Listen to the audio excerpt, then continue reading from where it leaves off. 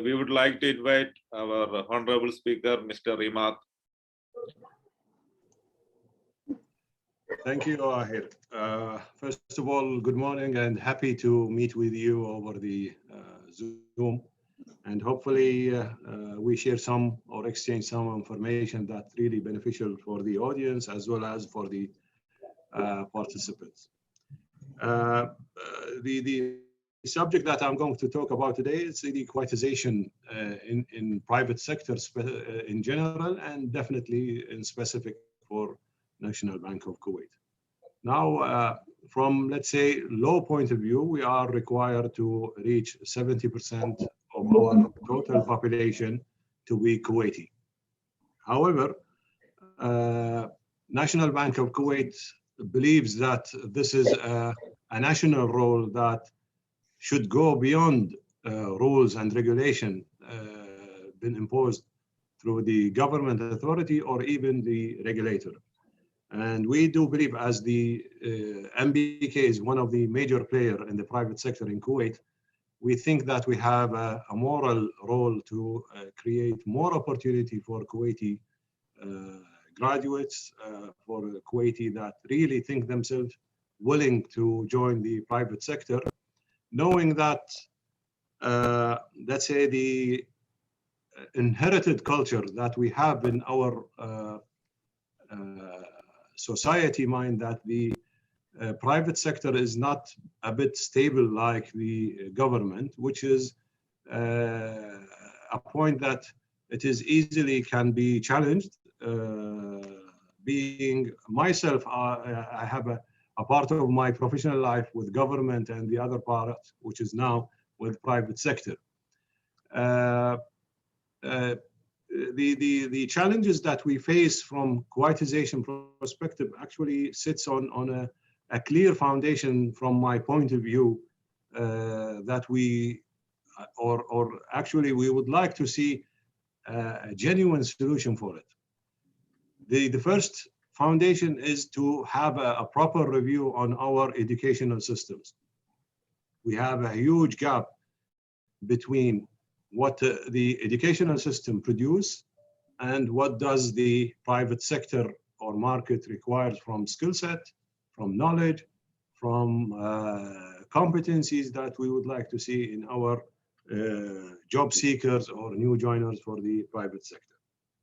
This is one of the issues. Also, within the educational system, I think we are still teaching our student and Kuwaiti youth on the classical way, which is focus on how much we let the student acquire information without or memorize them without a proper understanding and digestion, and change such, let's say, principles from the theoretical part to a practical part.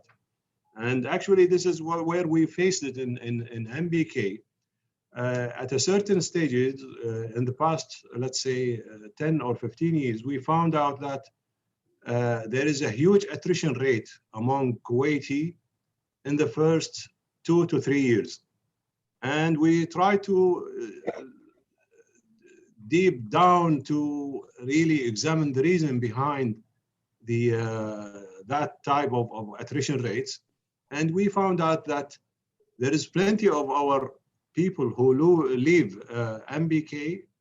Actually, their performance in the university were extremely high.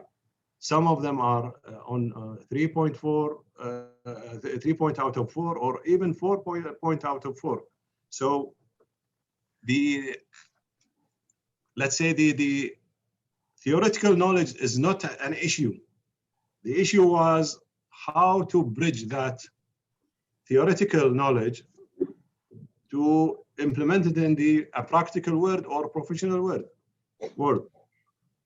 And accordingly, we've started to design something that at least to manage our attrition rate, to reduce it. We know that we are not going to stop losing people, but at least let's manage it wisely. And therefore, we've designed something called MBK Academy. MBK Academy as a program, actually it's for Kuwaiti youth, fresh graduates.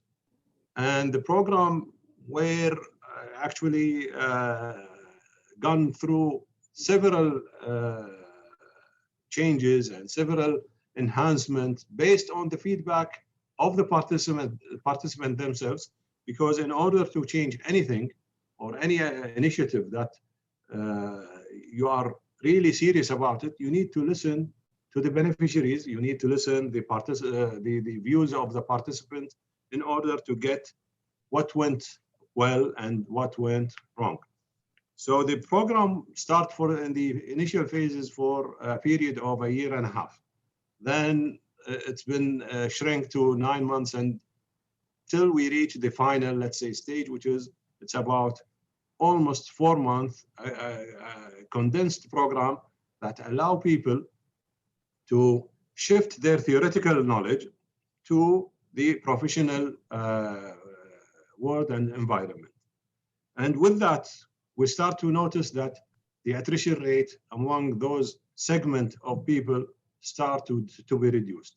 And then we've started another, actually, it's not an academy, but another program to take those with diplomas, because we know that the educational system in Kuwait after the high school, we have two paths. One of them, the universities, which is 4 years studies, and the other one is 2 years diploma studies. And we've started to create also a program for them in order to avoid any similar turbulence that face our fresh joiners. This is one issue. So what we have done, and what I do believe personally, what we have done by establishing the academy itself, it's a solution, but it doesn't have, let's say, the sustainable solution. And I do believe if we would like to create a sustainable solution, we need to go actually to the schools. We need to get our hands together with the Ministry of Education and Higher Education as well, to provide them with our feedback, with our needs, with our views about the current educational system. And thank God that they are well receptive, and we've started to provide them with our feedback. We start to be part of their advisory board, whether is it in the universities or in the Ministry of Education. And this is a role that not only MBK plays, it's also the other bank has as well jointly played, and we are trying to provide them with our needs. The other, let's say, challenges that we face, unfortunately, the government tried to push as much as they could the fresh graduate toward the private sector. But unfortunately, sometimes we see initiative based on political pressures to increase the, let's say, the financial reward in the government sector, which is they start to be a competitor for the private sector. If we compare the performance management in private sector and in public sector, the gap is extremely huge.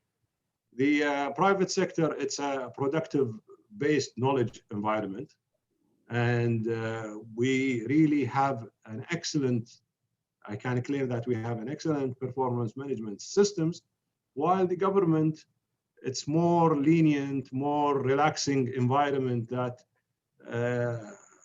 those who are high performance or let's say poor performance, there is no a substance or clear differentiation between them. So we face also another, let's say, challenge, which is the migration from private sector going back to the public sector. And we've started to think in a different way. Definitely, those who would like to have a relaxing environment or relaxed professional career, we cannot attract them by all means. But we do believe that our beloved Kuwaiti young people and future leaders, if they see what such institution or organization can give them from value for their future, then definitely we are going to create that type of gravity and keep those people interested to join whether MBK or try to join the private sector. Hence, we said that we would like, maybe it is from our side that we are not communicating properly. What does MBK give the young graduates from opportunity, from, let's say, career ladder, from opportunities to build up their skills and become a required commodity in the market. So we've created the employee value proposition, and we have done that 4 years ago. And also we've did, the employee value proposition actually is to create a unified message that anyone in MBK, from the CEO level to the, let's say, the lower level of the service line in MBK, that they deliver the same message, unified message. And those, let's say, the employee value proposition were stand on 3 foundations. The first one is the history that MBK has since established in 1952, and the record of successful revenues that's been done so far up to date. It's extreme record. The other foundation is the opportunity for continuous learning, which we provide our employees, and this is really one of the focal or let's say strength points that we have in MBK. The third one is the sustainable executive management that we have with a clear strategy and let's say opportunity to let the people grow within MBK and so on. So with that, definitely, I'm sure that most of the audience here are HR professional, and they know that the HR role is not only to acquire people or to acquire new skills, but the challenge is how to retain them through proper training programs, through a proper culture or healthy culture and environment that they can feel and practice. Also with the opportunity to grow through a talent management that really look into their opportunity to stretch their maximum capability in order to grow and go to the upstream of the career ladder. So I think MBK, so far we are doing very well, and I would like to share with you some of the numbers that we have in MBK, just to give you a clear picture about what MBK is formulated of. Currently, in general, we are at 74% Kuwaitization in the total bank. We are in the executive management level, we are almost 75% Kuwaiti. And the middle management, we are 66% Kuwaiti. And in general, also one of the well-known thing about MBK that we are we have a gender diversity in MBK, and I can share with you that the Kuwaiti female percentage in the organization actually are 52% of the total Kuwaiti population in MBK. In general, the females are 46, if we consider the expat as well, while the male are 53. So we are trying our best to create always a healthy environment that allow people to grow and make them really discover their maximum capability to stretch out their skills. And with that, I would like to close my part and willing to receive any question, and I would like to answer any. And please don't break my heart like Zach, because I would love to listen to questions.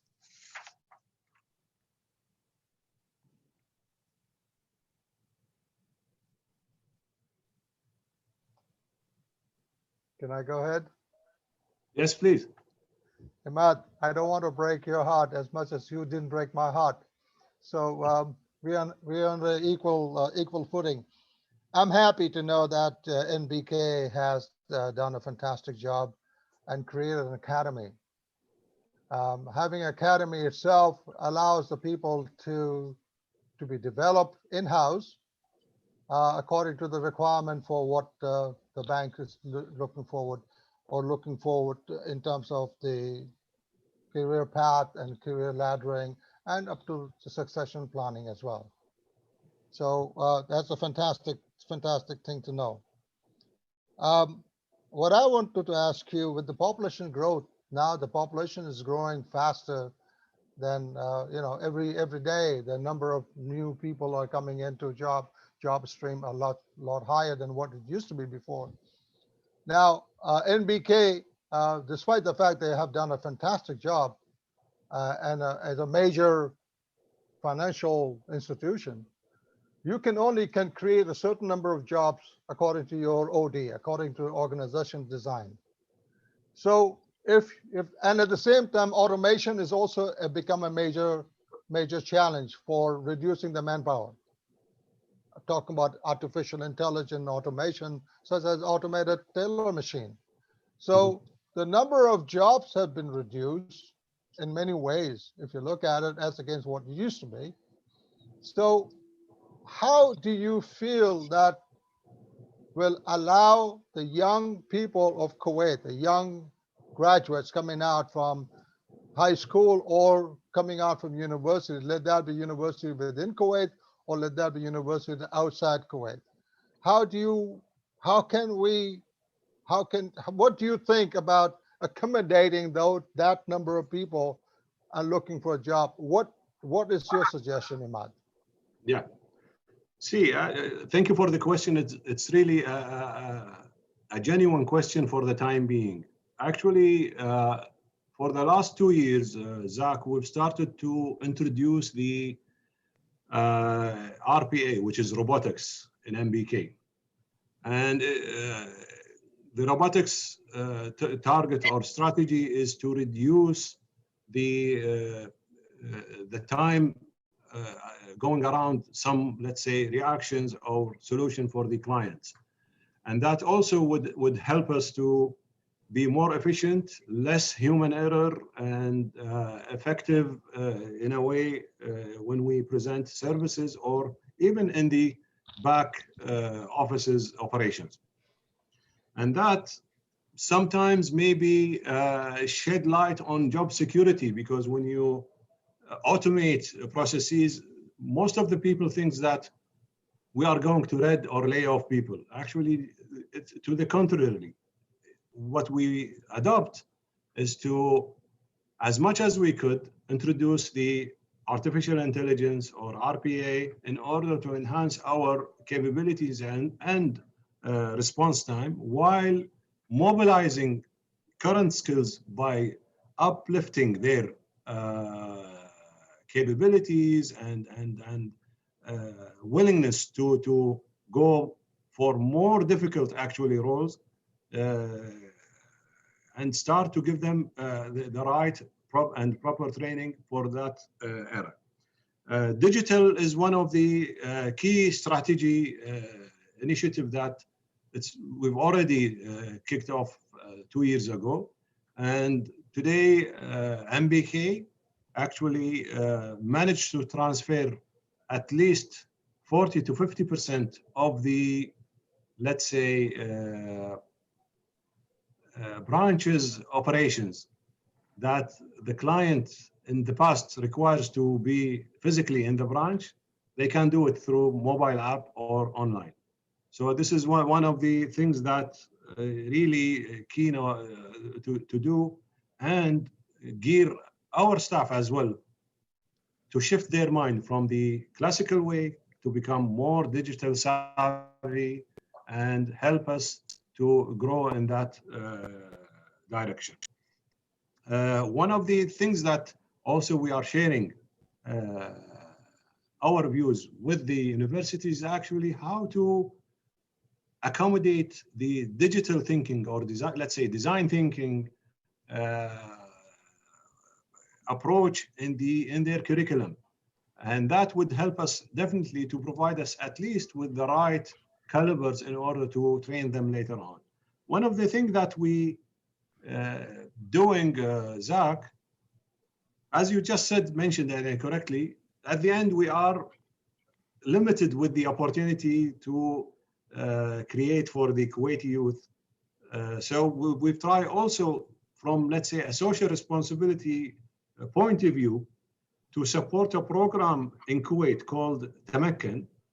That program can accommodate 30 fresh graduates. We have done the first one and the second one as well. It's going on. Both of them are Kuwaiti. We take the cost of their training and preparation for the Kuwaiti market on our burden without any, let's say, commitment from their side to join MBK. So we are developing people for the Kuwaiti market in order to at least give the environment that we live and do business in it part or pay back that environment in a way or another. This is one issue. Coming back to one of the angle, and sorry that I did not give you a question or shared with you an information. In MBK, actually, we are doing the environmental waste management, and we have it in every floor.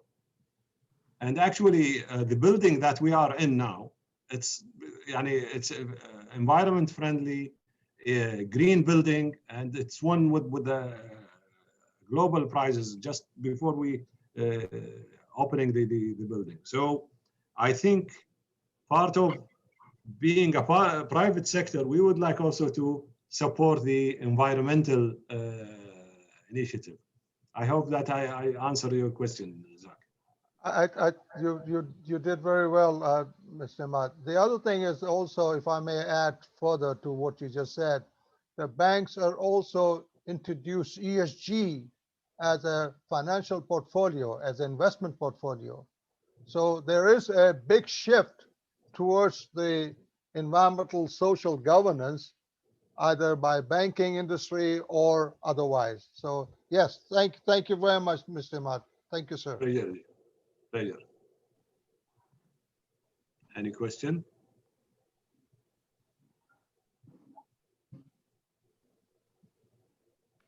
Shall I pick?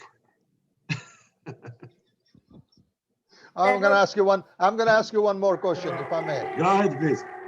I'd like to ask you one more question. Please. Do you have learning and development department as well to support your HR? So can you come again, please? Do you have a designated learning and development department to support the HR? Absolutely, Zach. Thank you very much. It's not only that. Actually, we are the biggest budget in the private sector that really we spend to develop our people. So we have a huge, actually we have a single floor that contains lab, lecturer, let's say halls. And currently we are doing the online, virtual and physical. And let me just tell you that the budget, it's almost around $1 million US. Thank you very much. Thank you, Mr. Ahmad. Pleasure.